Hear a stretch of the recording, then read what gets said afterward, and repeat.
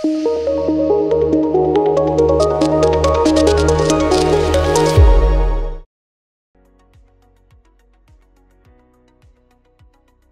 అండి, నేను doctor Naini, fertility expert, consultant at 49 fertility centre, Karimnagar branch. ఈరోజు మనం ఈ వీడియోలో ఇర్రెగ్యులర్ సైకిల్స్ అంటే పీరియడ్స్ రెగ్యులర్గా రాకపోతే చాలామంది ఏమనుకుంటారు అంటే పీసీఓ ప్రాబ్లం వల్లనే ఇర్రెగ్యులర్ సైకిల్స్ వస్తాయి. సో ఇర్రెగ్యులర్ సైకిల్ అనేది కరెక్ట్, మెన్స్ట్రల్ సైకిల్ అనేది కరెక్ట్గా రాకపోతే ఇంకా మాకు వాళ్ళకి పీసీఓ సమస్య ఒకటే ఉందని అనుకుంటారనమాట. సో దానివల్ల మనకి ప్రెగ్నెన్సీ కూడా త్వరగా రావట్లేదు, అందుకే పీసీఓనే ఉంటుంది అని అనుకుంటారు. సో ఇర్రెగ్యులర్ సైకిల్స్ ఉన్నంత మాత్రాన ప్రతి ఒక్కరిలో కూడా ఈ పీసీఓ ప్రాబ్లం ఉంటుంది అని అనుకోవడానికి లేదు. చాలా రకమైన కారణాల వల్ల మనకి సైకిల్స్ అంటే మెన్స్ట్రల్ సైకిల్ అనేది ఇర్రెగ్యులర్గా ఉండొచ్చు. సో నార్మల్గా చూసుకుంటే మెన్స్ట్రల్ సైకిల్ లెంత్ అనేది యూజువల్గా 22 డేస్ నుంచి 35 డేస్ వరకు దాన్ని నార్మల్ డ్యూరేషన్ అని అనుకుంటాం. అంటే ప్రతి ఒక్కరిలో అది ఫిక్స్డ్ ఉండదన్నమాట. కొంతమందిలో ఎవ్రీ 28 డేస్కి సైకిల్ వస్తుంది, కొంతమందిలో ఎవ్రీ 25 డేస్కి వస్తుంది, కొంతమందిలో ఎవ్రీ 32 డేస్కి అట్లా వస్తుంటుంది, కొంతమందిలో 35 డేస్కి వస్తుంది. సో ప్రతి ఒక్క లేడీకి అది ఫిక్స్డ్గా ఇంతే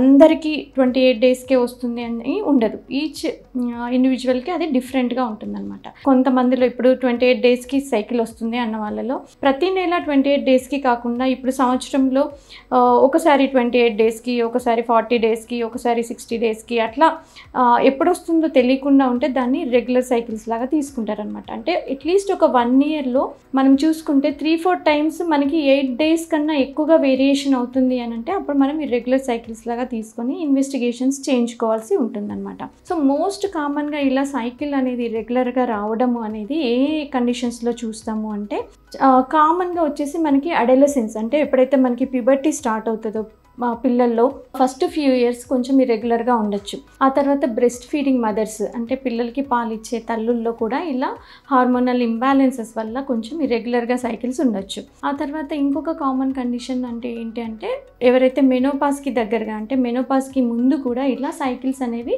కొంచెం డిలే కావచ్చు, లేదంటే ఇర్రెగ్యులర్ అవ్వచ్చు అన్నమాట. సో ఇది కాకుండా ఇంకా ఇతర కారణాలు ఏముంటాయి అంటే మనకి మోస్ట్ కామన్గా వచ్చేసి స్ట్రెస్ రిలేటెడ్ రీజన్స్. అంటే ఏదర్ వాళ్ళకి ఫైనాన్షియల్ స్ట్రెస్ అయినా అవనివ్వండి, లేకపోతే రిలేషన్షిప్లో స్ట్రెస్ అయినా అవనివ్వండి, లేదంటే work related stress, any kind of stress ఏంటంటే మనకి బ్రెయిన్లో హార్మోన్స్ పైన ఎఫెక్ట్ చూపిస్తుంది. ఇప్పుడు మెన్స్ట్రల్ సైకిల్ అనేది మనకి బ్రెయిన్ నుంచి రిలీజ్ అయ్యే హార్మోన్స్ ఓవరీస్ పైన పనిచేసి ఓవరీ నుంచి రిలీజ్ అయ్యే హార్మోన్స్ మనకి గర్భసంచి పైన పనిచేసి ఇది ఒక సైకిల్ లాగా ఉంటుందన్నమాట. సో హైపోథలామో పిట్యూటరీ ఓవేరియన్ యాక్సిస్, ఈ యాక్సిస్లో హార్మోన్స్ అన్నీ కరెక్ట్గా సక్రమంగా పనిచేసినప్పుడే మెన్స్ట్రల్ సైకిల్ అనేది రెగ్యులర్గా ఉంటుంది. So any kind of stress ఇప్పుడు మనకి బ్రెయిన్లో ఈ రిలీజ్ అయ్యే హార్మోన్స్ పైన ప్రభావం చూపుతుంది. దానివల్ల పీరియడ్స్ అనేవి రెగ్యులర్గా రావడం జరుగుతుందన్నమాట.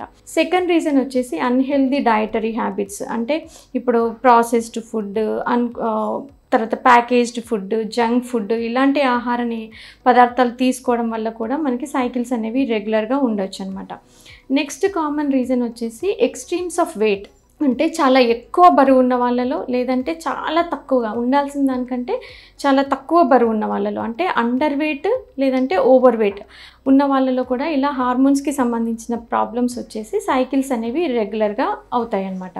తర్వాత ఇంకొక కామన్ కండిషన్స్ వచ్చేసి కొన్ని రకాల మెడికల్ కండిషన్స్ ఉంటాయి. ఏంటంటే థైరాయిడ్ హార్మోన్స్కి సంబంధించిన ప్రాబ్లం ఏమైనా ఉన్నా, లేదంటే ప్రొలాక్టిన్ అన్న హార్మోన్ సంబంధించిన ప్రాబ్లం ఏమైనా ఉన్నా, లేదంటే ఇందాక మనం అనుకున్నట్టు పీసీఓకి సంబంధించిన సమస్య ఏమైనా ఉన్నా, తర్వాత ఈ మధ్య కాలంలో చూస్తుంటే వాళ్ళకి లేడీస్లో ఎగ్స్ అనేవి త్వరగా తగ్గిపోతున్నాయి అన్నమాట. అంటే ప్రీమెచ్యూర్ ఓవేరియన్ ఫెయిల్యూర్, అంటే ఇలాంటి కండిషన్స్లో కూడా సైకిల్స్ అనేవి డిలే అవ్వడము లేకపోతే ఇర్రెగ్యులర్ అవ్వడము జరుగుతుందన్నమాట. సో ఇంకొన్ని కారణాలు ఏముంటాయంటే కొన్ని రకాల మెడికేషన్స్, అంటే సైకియాట్రిక్కి సంబంధించిన మెడికేషన్స్ కానీ లేకపోతే హార్మోన్స్కి సంబంధించిన మెడికేషన్స్ కానీ తీసుకోవడం వల్ల ఈ పీరియడ్స్ అనేవి ఇర్రెగ్యులర్గా జరగడం జరుగుతుంది. లేదంటే క్యాన్సర్స్కి సంబంధించిన మెడికేషన్స్ తీసుకోవడం వల్ల ఇర్రెగ్యులర్గా అవుతుంది. అయితే మనము ఇలా ఇర్రెగ్యులర్ సైకిల్స్ అయినప్పుడు మనం దాన్ని నార్మల్గా తీసుకోకుండా ఎందుకు ఇలా ఇర్రెగ్యులర్ అవుతుంది అనేది ఇన్వెస్టిగేషన్ చేయించుకోవాల్సి ఉంటుంది. సో మీరు డాక్టర్ని కన్సల్ట్ చేసినప్పుడు మీకు ముందుగా